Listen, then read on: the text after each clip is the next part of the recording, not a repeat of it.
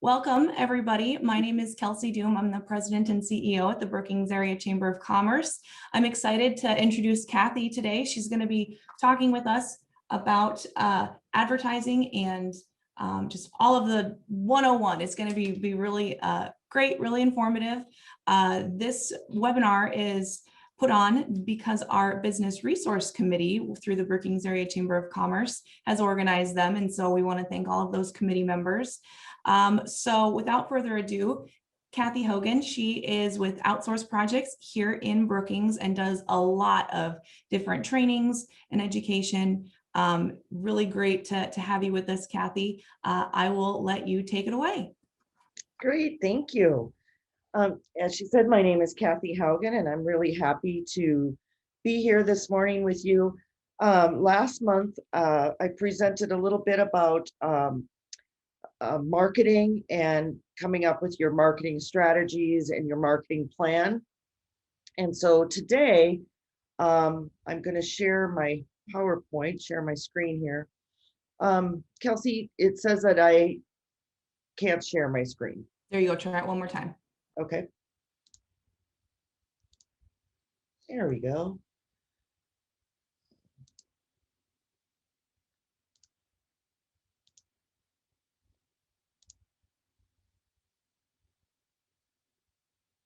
Okay, can you see where it says Advertising Methods 101 or no? Yep, good to go. Okay, wonderful. So last month, as I was saying, we talked about some marketing goals and plans. And I just wanted to just lightly go over that again so that if you weren't able to listen to that one, you would know how we came to what we're talking about today. So it's a good idea to have a marketing plan so you know where you want to spend your time and your effort and your resources. You want to be able to streamline your efforts and avoid those time wasters. The reason for setting marketing goals is that you want to be able to look back and know what you're trying to achieve in your business within a certain period of time. Unfortunately, with most small businesses, there's so many things coming our way and coming at us that if we don't have that plan, you end up wasting your time because you're spreading yourself too thin. So having that effective marketing plan is really crucial. You want to be able to stand out in the crowd. You want to be able to define your target customer, state the problem and your solution, have your brand promise, and that reason to believe in your company. Whenever you advertise, you want to have your key marketing messages and say them over and over again. Make the customer want to find out more. You want to drive them to your website and get them to take some kind of action. Last month, we ended up with listing multiple marketing platforms, and you can see them listed here on this slide. But today we're going to talk about press releases and Mail Chimp specifically. So with each one of these marketing platforms, there are benefits and barriers. So if you're trying to target a certain age group, you might use Facebook. Or if you're trying to reach a different age crowd, you might use Twitter or newspaper, or it just depends on who you're trying to target your product to. So you look at that on who you're targeting, and then you want to look at the cost as well. So a lot of times things, they say they're free, but they're really not free. And once you get into it, you realize you're starting to spend money without having a real action plan. So look at your end game for each marketing platform to decide where you want to put that energy and your dollars.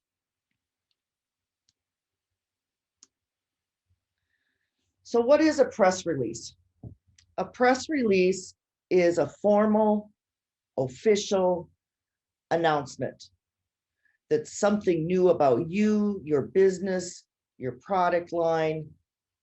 Remember that a press release is about news and not necessarily about advertising.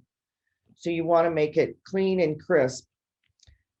The most important part of a press release is your subject headline, because whoever you send your press release to probably has a dozen just like it in their inbox. So you want to make sure that your subject headline is catchy and that the whole press release is ready to be put to print or put online as soon as possible.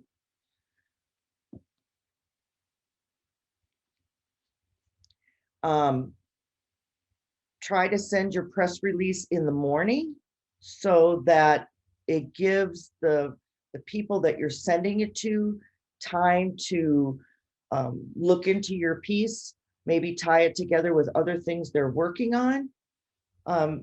If you send it later in the day, it might even be old news by the next day. So what's not worthy of a press release? Or what is worthy? I'm sorry, I skipped a slide in my head. What's worthy of a press release is things like a special event that your company is hosting, or working with other people in the community to host something, a book launch, special awards or recognition in your company or for one of your employees or maybe yourself, new partnerships, grand opening, a merger, an acquisition, a new product launch. Any one of those things are worthy of a press release.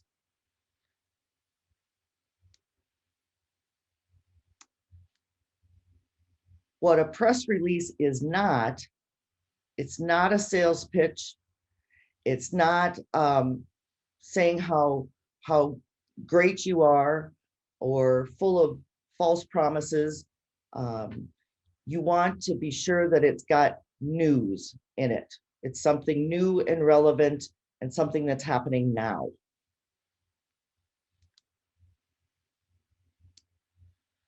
So where would you send a press release? You can send them to local free newspapers, charge newspapers like the Brookings Register, Argus Leader. You can send them to your local radio station. If you have a community TV station, which we do here in Brookings, libraries, your city events officer, you can send them to the Brookings Chamber, obviously. So now we want to talk about the basics of a press release. So this really is advertising 101, the very basics of a press release. You've got your headline, you've got an opening sentence or first paragraph, and that first paragraph is summarizing your subject in the headline. And then you've got your body, you've got your contact information and your boilerplate. I'm going to talk about each one of these separately. Is there any questions so far? I should maybe pause for a moment. I don't see any in the Q&A, but I did make sure everybody knows to use the Q&A tool to take advantage of your expertise here. If they have Okay, examples in their own business, I think that would be great. Okay, thank you. So you've got your headline. You want to have an attention-grabbing, eye-catching headline.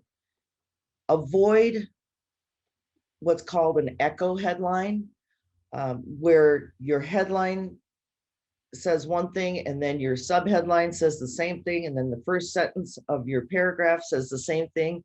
That's called an echo headline, and you want to avoid that, because once they've seen it, they don't want to see it again.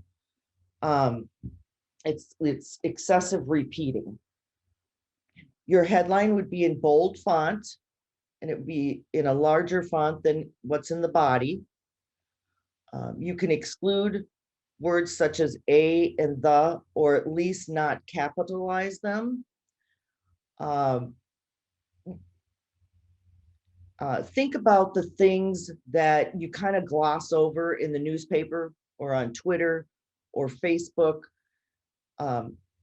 Think about those things that you gloss over and make sure that your press release isn't something people would gloss over. Make sure that it's brief, clear, and to the point. So your headline is that ultra compact version of your press release's key point. A lot of PR professionals, public relations professionals, recommend that you write your headline at the end after you've written the whole release so that you can pick out those keywords. When you pick out those keywords and it goes online, it can help with your engine optimization so that when somebody puts in keywords, your press release would pop up. If you use those keywords early in your press release, again, that gives you better visibility and engine optimization.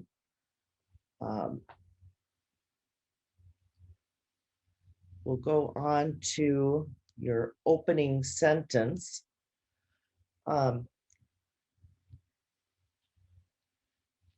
Just as I said before, make sure you don't have that echo headline. If you think about the opening sentence or two, the first two sentences, think about it like telling your grandma what you're doing. So you've put it down into just the very nuts and bolts of what the whole press release is about, without getting into the specifics, because that would come in your second paragraph. So make sure it's a concise summary of the subject of the release.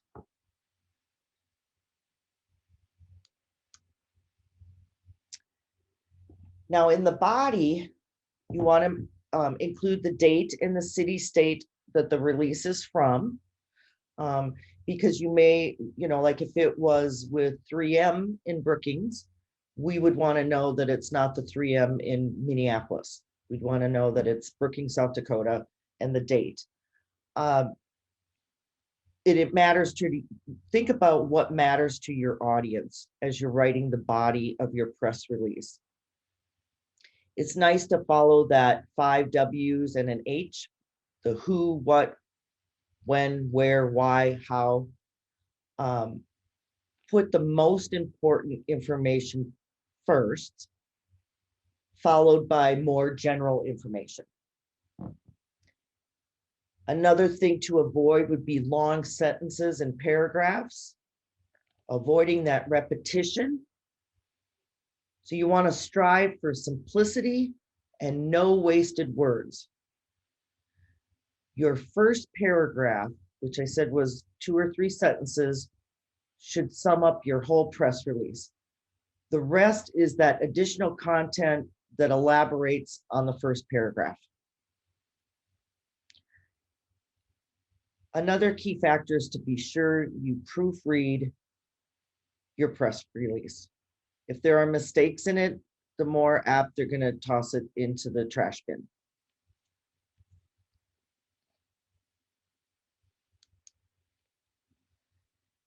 After you've written the body, you can put your contact information.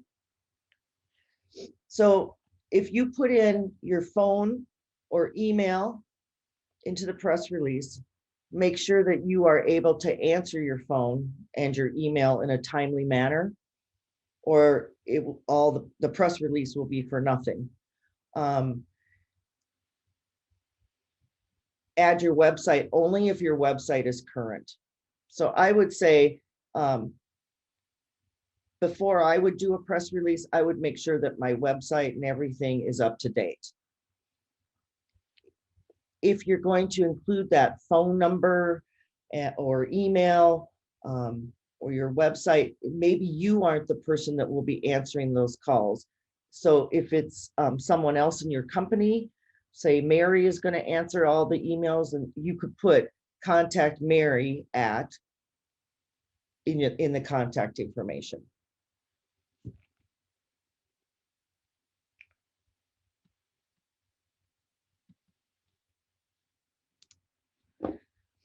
So this is basically how it would look. It's talking about how it would look. You would put for immediate release on the top of the page in the left margin. Or if it's not going to be, it's for a couple days from now, you put embargoed until 5/18/2021. The headline would be bold and centered. And then your first paragraph, you would start with the date and where the news is coming from, as I said before. Then your most important information, your secondary information in the second and third paragraph. And then the boilerplate information is more on your company in case they have room to add other things into your press release. You want to include that boilerplate information. And then your contact information. And it also, if you have any multimedia association. So if you have a Twitter handle, Facebook, you can add those as well.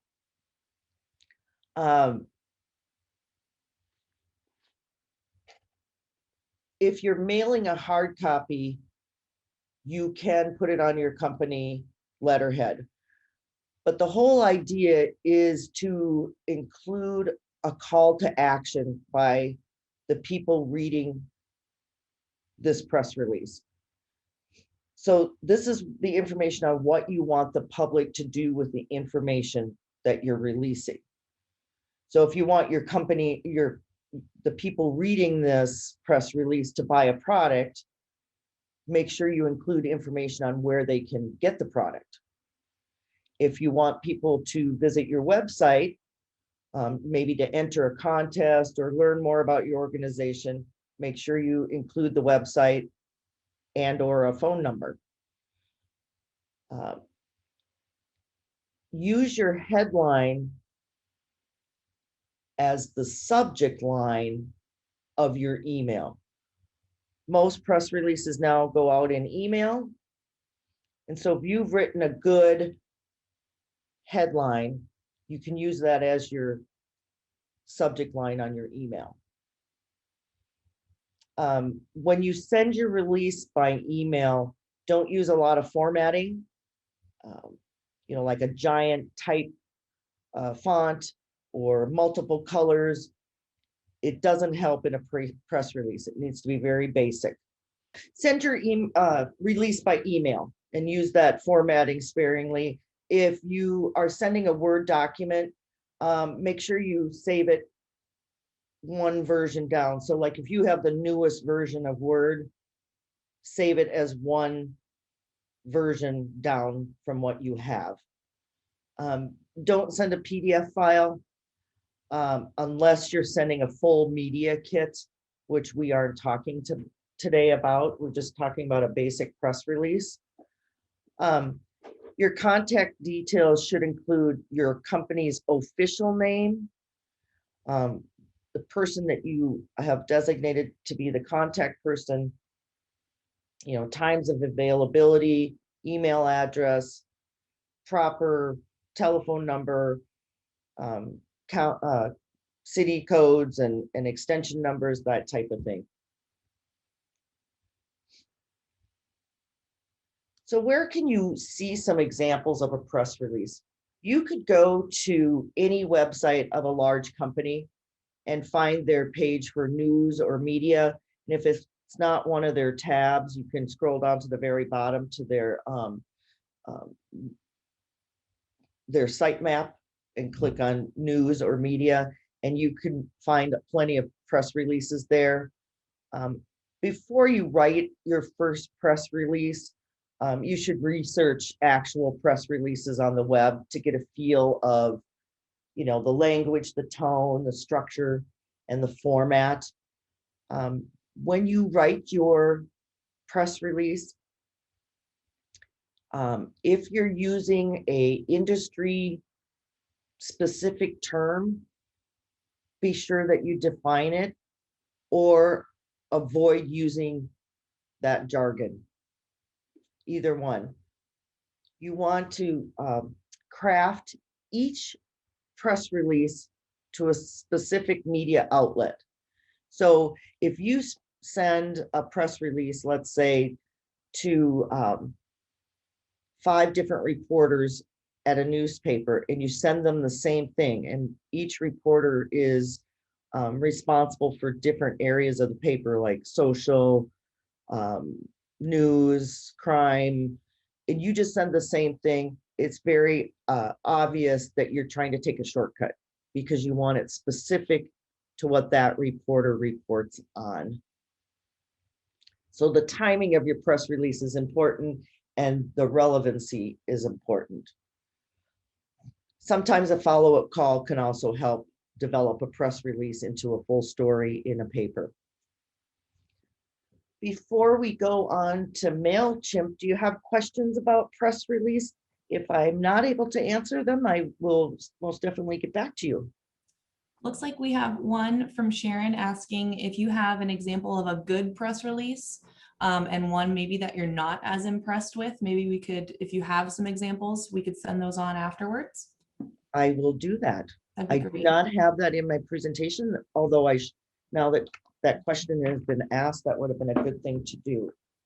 You can just send them on to me and I'll send it out. Yeah. And then the other question, will we have access to the PowerPoint after this Sure, presentation? That'd be great. Thank you. I can do that. Okay, so we'll go on to MailChimp.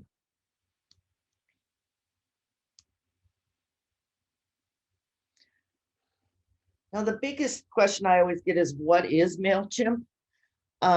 It's an email marketing platform. So it provides email correspondence with customers or affiliates or other stakeholders in your area of business. If you're just starting out, and I want to preface this by saying I'm not employed by MailChimp. There are lots of different kinds of email marketing platforms. But for a beginner, I feel like MailChimp was the easiest to use. So for just starting out, MailChimp is probably the most affordable, at least in the short term. It's a great way to learn the ropes of email marketing. If you're just starting out any business, you should always keep track of your customers or acquaintances email in an email database. So if you haven't done that, that's one of the first things you need to do. So if you're stuck in trying to look at all these different platforms for an email marketing strategy, then I would just go with MailChimp. You can always switch to another email marketing software provider later down the road, but switching it can be a headache, but it's doable. The reason why I feel like this is a good starting point for beginners is it's easy to use. It has all the necessary features that you need. It's reliable.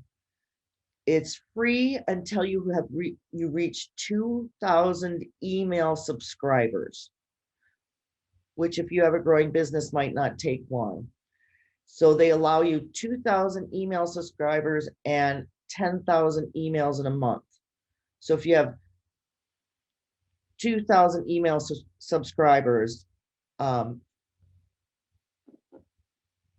you could send out 5 emails to them every month. And then after that, there's a cost. So MailChimp is a web-based application. So that means that you can use it like a website or any other web browser without needing to download and install software programs on your computer. You know, it's kind of hassle-free that way. And You don't need to be a programmer with coding knowledge to use it. Another feature, and if you don't use MailChimp, these are things that you should look for in an email marketing platform. So you want to make sure it's a web-based application. You want your email marketing platform to have mailing list management. And what that means is you have your full list of email contacts, but you can divide them into different segments or subgroups. So if you have your full list and then you say, maybe you want to divide it by male and female for different products, you could take that full list and then segment it out. So look for something that has a mailing list, management. The other thing that MailChimp does is you can grow your email list with sign-up forms that you put on your Facebook page or on your website. Template creation. They have a lot of pre-built themes so that you can add your title, story, photos, and there's themes that are purpose for all occasions. So if you're having a grand opening, they have a lot of themes for that. If you're I don't know, supporting an event in your town, there's a theme for that. So all you do is add to it. I like it because you can just do a drag and drop. If you have a picture, you can just drag it in and it'll drop right into it. You can also preview and test your campaign. So you create an e-newsletter through MailChimp or some other email marketing platform, and you can send it to yourself or a small group of people and then have them try it on multiple devices, like a phone, an iPad, a PC, a Mac, and see how it looks before you go and launch it to everyone. So that's a nice little feature. The email automation, they have lots of different features, and I'm sure other platforms do too. They have time optimization. So after you've sent a few of your email newsletters or announcements, it will track when people actually open the email, and then it will tell you the best time to send that email in general to all the people on your list. So it keeps an active history of your subscribers. The other feature is a time warp. So if you've got people on the West Coast or the East Coast, you can have it sent at 10 a.m. Central Standard Time, and it will adjust for the other time zones. Another thing that you can do with this type of platform is a batch delivery. So if you're selling a product and you're sending out, let's say 10,000 emails, and you send them all at the same time, your own server could crash if everybody goes, oh yeah, I want that, and click on it. You don't want to get overwhelmed. So you can do a batch delivery, meaning that you're sending 200 of them at a time, and maybe every half hour. So those are nice features. One other feature is they have analytical features so that you can determine how well your email marketing campaign is working. So it helps you track the growth, your engagement, and revenue with your customers.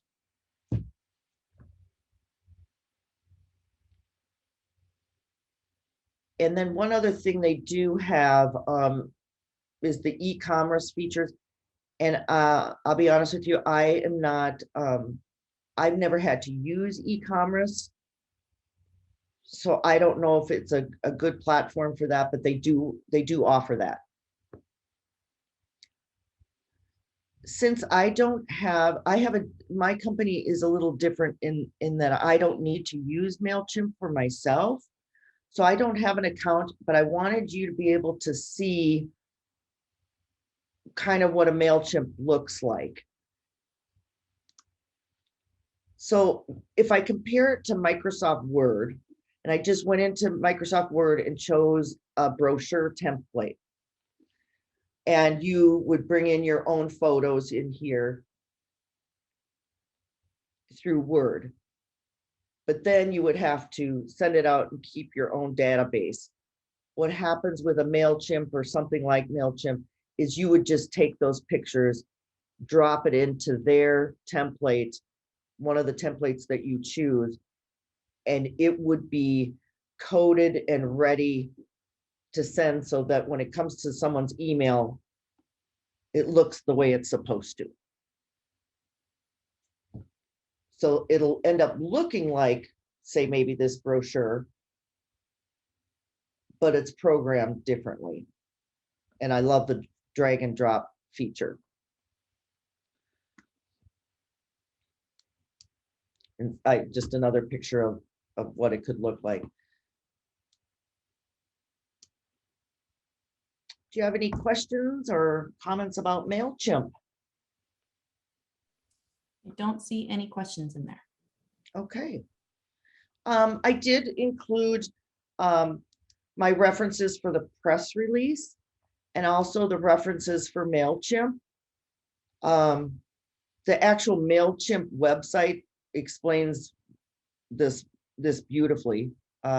If you're going to go down the MailChimp road or another email marketing platform, I would suggest that you allow whoever's going to do it in your company, or if it's you, you can start on it, but I'll tell you that the first time you really look at it, it'll probably take you a full day's work, whether you divide that out into 2 hours every day, just because you're learning and you want to be able to absorb everything they have to offer.